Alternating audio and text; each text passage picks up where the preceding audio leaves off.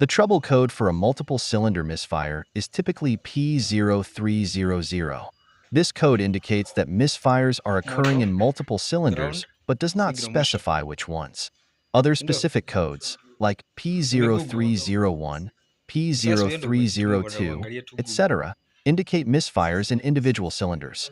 Here are signs of ignition Spawnas. coil failure that can lead to a multi-cylinder misfire in a Nissan include: check engine light. This may illuminate due Botei to nada, misfire ficou um murcho assim, codes. deu. Rough idle. The engine may shake or vibrate more than usual when idling. Loss of power. You might experience reduced acceleration or overall performance. Poor fuel economy. Increased fuel consumption can result from inefficient combustion. Engine hesitation. The vehicle may hesitate or stumble during acceleration. Increased emissions.